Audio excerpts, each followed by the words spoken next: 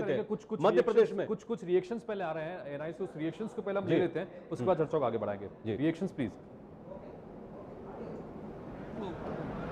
Tell to the people that the EVMs have been misplaced, that has been misplaced, all these things. Sir, when the swearing-in ceremony will be held? We have not discussed with our party president.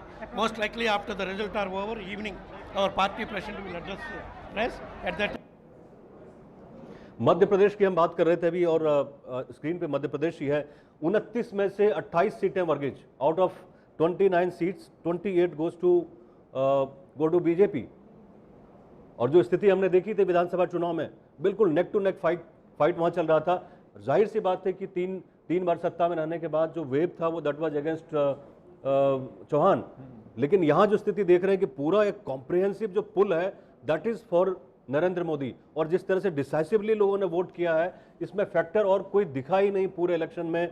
शुरू से जिस तरह से style किया था नरेंद्र मोदी ने, it was like a presidential election कि Modi versus Rahul Gandhi, और वही बनाना चाहते थे मोदी की इस चुनाव को, पूरे चुनाव को प्रेसिडेंशियल फॉर्म के तौर पे लाके उन्होंने मोदी के सामने राहुल गांधी को खड़ा कर दिया। लेकिन इस स्थिति में भी जो आप बात बोल रहे हैं कि प्रेसिडेंशियल इलेक्शन बनाने की कोशिश की, कांग्रेस ने भी बहुत आक्रामक प्रचार किया, चाहे वो राहुल गांधी हो, चाहे वो प्रियंका गांधी हो। उन्होंने राफेल के मुद्दे को उठाया, उन्होंने बेरोजगारी के मुद्दे को उठाया कि रोजगार जितना देने का वादा किया था वो रोजगार कभी पूरा हुआ नहीं, उसके बावजूद इस तरह किस निकल के आए। तो क्या कांग्रेस डिलीवर नहीं कर पाई? देखिए, न्याय का जो एक फॉर्मूला लेके आए थे, जिस तरह से न्याय was very catchy, nice thing was very catchy, but it came very late. लोगों तक ये जो बात थी न्याय किस तरह से फायदा पहुंचाएगा, ये लोगों तक पहुंचने में काफी देर लग गया। और जिस तरह से सोशल स्कीम जितने भी नरेंद्र मोदी सरकार की थी, चाहे वो एलपीजी गैस सिलेंडर का स्कीम हो, न्यू कनेक्शन के तौर पे आप देखें तो 6 करोड़ के आसपास में लोगों ने, पूरे भारत में 6 करोड़ परिवारों को गैस का कनेक्शन मिला। पुअर फैमिलीज, भले ही उसमें से 1 करोड़ ऐसे लोग थे जिन्होंने रिफिल दोबारा नहीं कराया जो गैस का कनेक्शन था। ये एक बड़ा इशू था जिसके लिए नरेंद्र मोदी सरकार ने तकरीबन 12,000 करोड़ रुपए स्पेंड किए।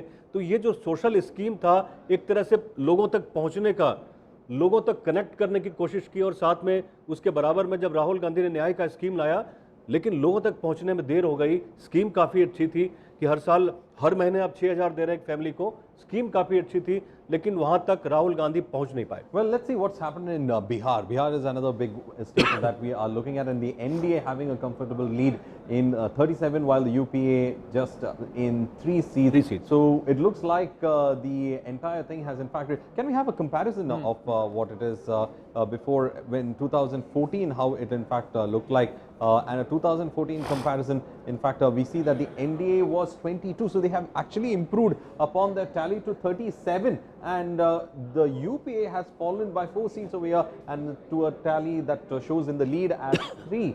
So there was other factors also who could have been counted, but they have not been counted as such. So this time immense improvement only in the leads coming in from the Bihar area as well. And now this is how the party-wise lead looks like in the NDA, and we have again the BJP solely now 273, one above the majority mark solely for the BJP as such. So on their own they are leading in 273 seats, and then we have the Shiv Sena, which is at 18, and their ally in Tamil Nadu has only been leading on 2. In fact, it's been complete washout for the AIADMK in Tamil Nadu as such. And again, another person or another alliance partner that has benefited from being with the BJP is the JDU, having 15. So the piggy banking that they had with the BJP has in fact worked out quite well for them. So now in the one section they are in fact 20 seats have been declared as such. So this is how